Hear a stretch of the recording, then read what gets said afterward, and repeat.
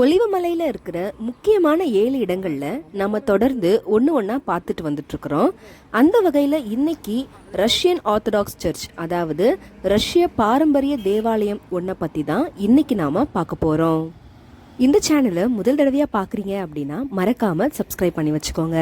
இஸ்ரேலில் இருக்கிற இன்னும் நிறைய இடங்களை பற்றி நம்ம தொடர்ந்து பார்க்க போகிறோம். இப்போ வாங்க வீடியோக்குள்ளே போகலாம்.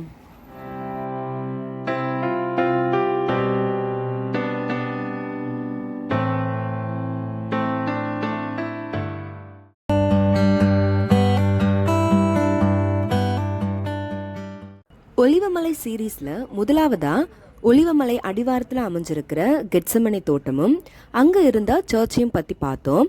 பார்க்காதவங்களுக்காக அதோட லிங்கை டிஸ்கிரிப்ஷனில் கொடுக்குறேன், வேணும்னா செக் பண்ணி பார்த்துக்கோங்க. கெட்சமனை தோட்டத்தை விட்டு வெளியே வந்ததும் வலது பக்கமாக ஒரு ஸ்ட்ரீட் இருக்கும். இந்த ஸ்ட்ரீட் வழியாக தான் நம்ம ஒலிவமலை ஏற போகிறோம். என் கூடவே சேர்ந்து நீங்களும் ஒலிவமலை ஏற போகிறீங்க. அப்படியே நம்ம ஒலிவமலை சீரீஸோட அந்த 2வது இடம் என்ன அப்படின்றதையும் பார்த்துடலாம். கெட்சமனை தோட்டத்தில் இருந்த சர்ச் ஆஃப் ஆல் நேஷனுக்கு கொஞ்சம் மேலே அமைஞ்சிருக்கிற Saint Mary Magdalene Russian Orthodox சர்ச்சை தான் இன்னைக்கு நம்ம பார்க்க போகிறோம். இதுதான் அந்த சர்ச்சோட என்ட்ரன்ஸ். எங்களை ஒரு சிஸ்டர் தான் ரிசீவ் பண்ணாங்க. என்ட்ரன்ஸ்லேயே ஒரு பேஸ்கெட்டில் நிறைய துணி வச்சுருந்தாங்க. என்னடான்னு பார்த்தா, இந்த சர்ச் உள்ள வர்றதுக்கு லேடிஸ் பேண்ட் போட்டிருக்கக்கூடாது, அதனால ஒரு துணியை எடுத்து ஸ்கர்ட் மாதிரி கட்டிக்க சொன்னாங்க. அதுக்கப்புறம் ஷால் போட்டுக்க சொன்னாங்க. முதல் தடவையாக இந்த சர்ச்சில் தான் பேண்ட் அலோவ் பண்ணலை. மோஸ்ட்லி இங்கே இருக்கிற எல்லா சர்ச்லேயுமே மாடஸ்டியாக ட்ரெஸ் பண்ணியிருந்தாலே உள்ளே அலோவ் பண்ணுவாங்க. ஒருவேளை இது ஆர்த்தடாக்ஸ் சர்ச் அப்படின்றதுனால அலோவ் பண்ணலை அப்படின்னு நினைக்கிறேன். சர்ச் கொஞ்சம் மேலே இருக்குது. நம்ம இன்னும் கூட கொஞ்சம் ஸ்டெப்ஸ் ஏறணும். நம்ம சர்ச்சை பற்றி பேசிக்கிட்டே நம்ம ஸ்டெப்ஸ் ஏறலாம். நான் முன்னாடியே சொன்ன மாதிரி இது ஒரு ரஷ்யன் ஆர்த்தடாக்ஸ் சர்ச், அதாவது ரஷ்ய பாரம்பரிய தேவாலயம்.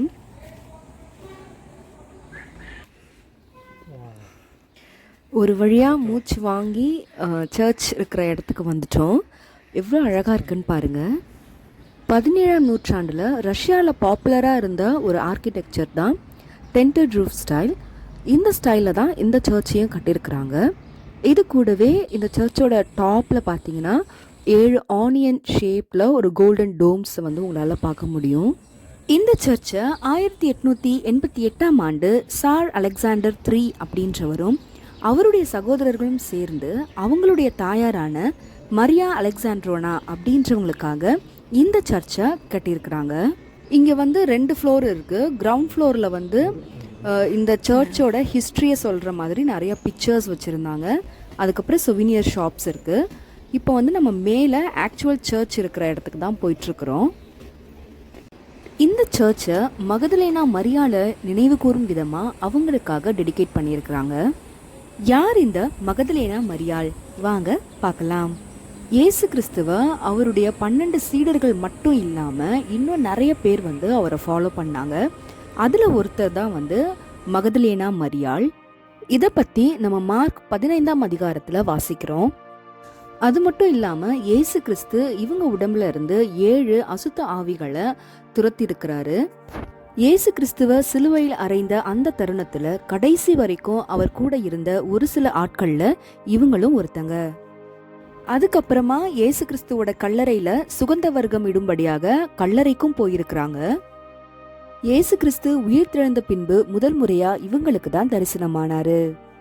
இந்த நிகழ்வை இங்க ஒரு பெயிண்டிங்கா பண்ணியிருக்கிறாங்க. இயேசு கிறிஸ்து உயிர் திறந்ததுக்கு அப்புறமா மகதலேனா மரியாளுக்கு காட்சி தர மாதிரியும், மகதலேனா மரியாள் இயேசு கிறிஸ்துவ தொட வர மாதிரியும், இயேசு கிறிஸ்து தொடாத அப்படின்னு சொல்ற மாதிரியும் ரொம்ப அழகா பெயிண்ட் பண்ணியிருக்கிறாங்க.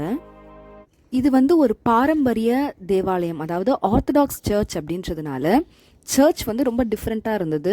அதோட ஆல்டருமே ரொம்ப டிஃப்ரெண்ட்டாக இருந்தது.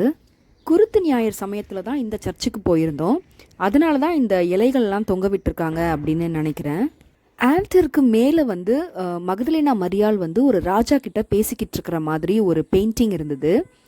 அது என்ன அப்படின்னு எனக்கு அப்போ தெரியல. வீட்டுக்கு வந்ததுக்கப்புறம் கொஞ்சம் ரிசர்ச் பண்ணி பார்க்கும்போது தான் தெரிஞ்சுது. அது திபேரியஸ் ராஜா. லூக்கா 3:1 நாம வாசிக்கிற மாதிரி திபேரி ராயன் கிட்ட மகதலேனா மரியாள் வந்து இயேசு கிறிஸ்து உயிர் தெழுந்ததை தான் நேர்ல பார்த்ததா சாட்சி கூறுற விதமா இந்த ஓவியத்தை வரைஞ்சிருக்கிறாங்க. இந்த சர்ச்சை பத்தி படிக்கும்போது எனக்கு கிடைச்ச ஒரு தகவல் இது. மறைந்த இங்கிலாந்து நாட்டின் ராணி எலிசபெத் அவங்களுக்கும் இந்த சர்ச்சுக்கும் ஒரு சின்ன சம்பந்தம் இருக்கு. அது என்ன அப்படின்னா, அவங்களோட மாமியாரை இந்த சர்ச்சுக்கு அடியில தான் அடக்கம் பண்ணியிருக்கிறாங்களாமா. இப்போ நான் உங்களை ஒரு சூப்பரான ஒரு வியூக்கு தான் கூட்டிகிட்டு போகிறேன். அப்படியே சர்ச்சில் இருந்து வெளியே வந்து ஃப்ரண்ட்டில் நடந்து போயிட்டே இருந்தோன்னா அப்படியே ஆப்போசிட்டில் இருக்கிற மவுண்ட் ஜயனில் இருக்கிற அந்த டெம்பிள் மவுண்ட் வந்து ரொம்ப அழகாக தெரியும். அப்படியே ஒரு ஃபோட்டோவும் எடுத்தாச்சு. இப்போ வாங்க மகதலேனா மரியாள் கிட்ட இருந்து நாம் கற்றுக்க வேண்டிய விஷயம் என்ன அப்படின்றத பற்றி பார்க்கலாம். இயேசு கிறிஸ்துவ தன்னோட இரட்சகராக அவங்க ஏற்றுக்கொண்டதுக்கு அப்புறமா அவரை எல்லா இடங்கள்லையும் ஃபாலோ பண்ணியிருக்கிறாங்க. உயிர்த்தெழுந்த இயேசு கிறிஸ்துவே முதல் முறையாக இவங்களுக்கு தான் தரிசனமாயிருக்கிறாரு. என்ன ஒரு பாக்கியம் பாருங்க. மகதலேனா மரியாளை போல நாமளும் இயேசு கிறிஸ்துவ விடாமல் பற்றிக்கொள்வோம். சர்ச்சில் இருந்து இறங்க ஆரம்பிச்சிட்டோம். இந்த நிமிஷம் வரைக்கும் இந்த வீடியோவை பார்த்த உங்கள் எல்லாருக்கும் மிகப்பெரிய நன்றி. இந்த வீடியோவை மறக்காமல் உங்கள் ஃப்ரெண்ட்ஸ் அண்ட் ஃபேமிலிஸோட ஷேர் பண்ணுங்கள். அடுத்த வீடியோவில் உங்கள் எல்லாரையும் சந்திக்கிறேன். அது வரைக்கும் பாய்.